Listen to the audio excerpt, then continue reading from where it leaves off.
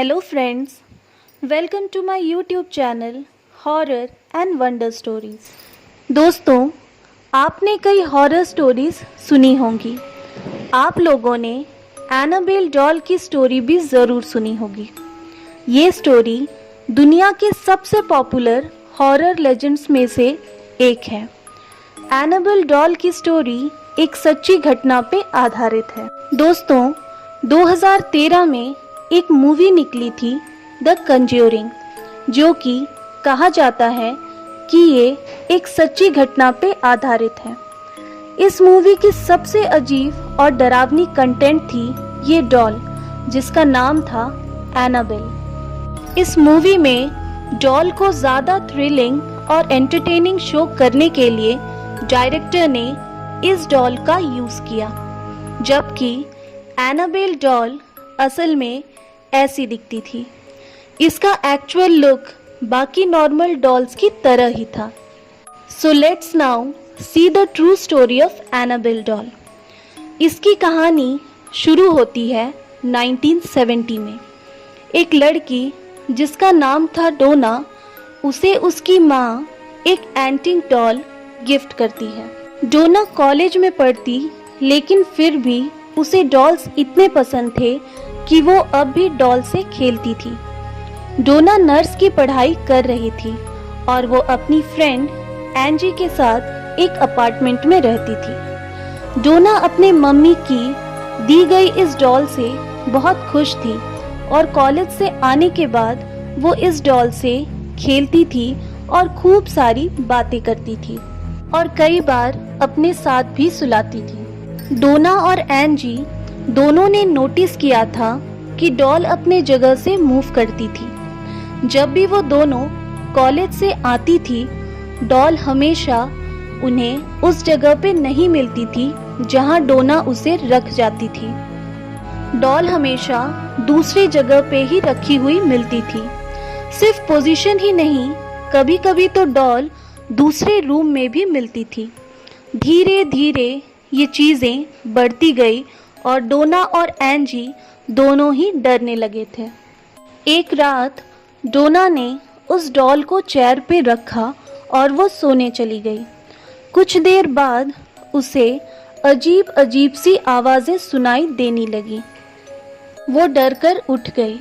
डोना ने डॉल को देखा तो उसे लगा कि शायद डॉल ने अपनी गर्दन घुमाई और उसकी आंखें भी काफ़ी डरावनी दिखने लगी।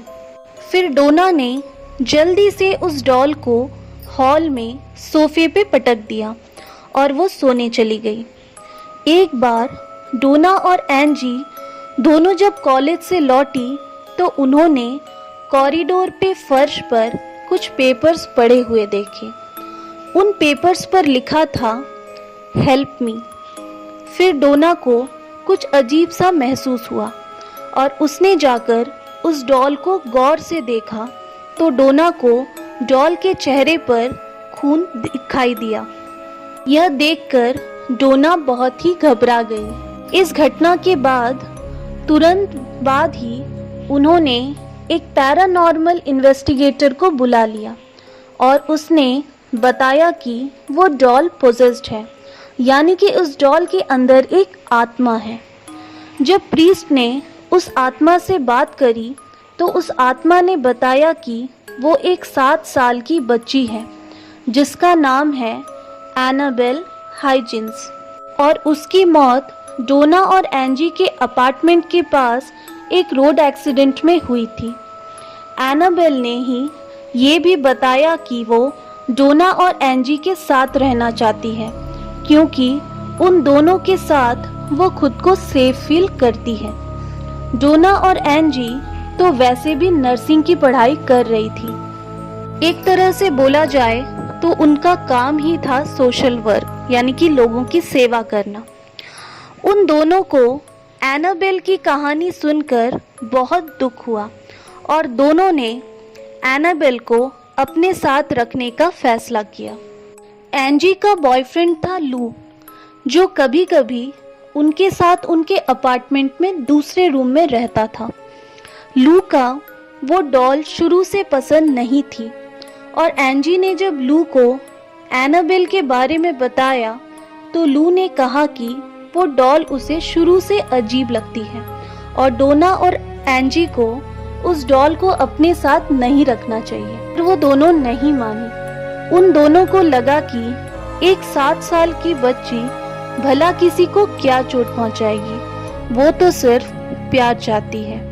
बट डोना ने कभी नहीं सोचा कि एक दिन उसकी सोच गलत साबित होगी। एक दिन रात को लू जब सो रहा था तो अचानक उसकी नींद खुल गई और वो अपने शरीर को हिला नहीं पा रहा था। उसे डरावनी आवाजें भी सुनाई दे रही थी। उसने अपने पैर के पास देखा तो उसे एनाबेल डॉल दिखाई दी जो उसके घूर रही थी और फिर उसके ऊपर आ गई और लू का गला दबाने लगी। लू डर से बेहोश हो गया। अगले दिन जब उसे होश आया तो एनाबेल डॉल उसे दूसरे रूम पे पड़ी हुई दिखाई दी। वो समझ नहीं पा रहा था कि रात को जो उसने एक्सपीरियंस किया वो एक सपना था या हकीकत। एक दिन लू और एंजी अपार्टमेंट में अकेले थे और दोनों की रूम से उन्हें जोर से कोई चीज गिरने की आवाज आई। लू जल्दी से डोना के रूम में गया, लेकिन रूम बिल्कुल खाली था। वहां सिर्फ एनाबेल डॉल फर्श पर पड़ी थी। लू को एक छोटी लड़की की हंसी सुनाई दी। ये हंसी उसने कल रात सपने में सुनी थी। फिर उसे लगा कि उसके पीछे कोई है, बट जब वो पीछे मुड़ा तो वहां कोई नहीं था। अचानक लू के सीने में दर्द हुआ और उसने देखा कि उसके सीने पे खरोच के निशान थे और खून बह रहा था। और फिर एंजी ने भी वहां आकर लू की हालत देख ली। ऐसी अजीब चीज होने लगी उस घर में कि डोना और एंजी को शक हुआ कि क्या 7 साल की बच्ची ऐसा कर सकती है। फिर उन्होंने 2 पैरानॉर्मल इन्वेस्टिगेटर्स को कंसल्ट किया, named Ed and Lorraine Warren. उन इन्वेस्टिगेटर्स ने बताया कि ये कोई 7 साल की बच्ची नहीं है, ये एक शैतान आत्मा है जो डोना के शरीर पर कब्जा करना चाहती है। डोना ने उस डॉल को इन्वेस्टिगेटर्स को सौंप दिया और इन्वेस्टिगेटर उसे लेकर चले गए और उन्होंने फिर वही सब प्रॉब्लम्स फेस किया जो कि डोना, एंजी और लू ने फेस किया था। फिर उन्होंने फादर जैसन ब्रैडफोर्ड को बुलाया। फादर जब वहां से घर वापस जा रहे थे तब उनकी कार का एक्सीडेंट होते होते बच गया और उन्होंने महसूस किया कि ये सब उस डॉल की करामती थी, क्योंकि वो शायद अब गुस्सा हो गई थी। फिर एनाबेल के लिए एक स्पेशल वुडन केस बनाया गया और उसे ऑकल्ट म्यूजियम में रखा गया। एनाबेल अब एक वुडन केस में बंद थी। इसका मतलब ये नहीं कि कहानी यहीं खत्म हो गई। कई लोग कहते हैं कि एनाबेल आज भी उसी वुडन केस में बंद है और उस म्यूजियम में है और कई विजिटर्स आज भी उस म्यूजियम को विजिट करते हैं। दोस्तों, उम्मीद है आपको आज का ये वीडियो पसंद आया है, तो कृपया इस चैनल को सब्सक्राइब करें और बेल आइकन को दबाना ना भूलें। आगे फिर मिलेंगे अगले वीडियो के साथ। धन्यवाद।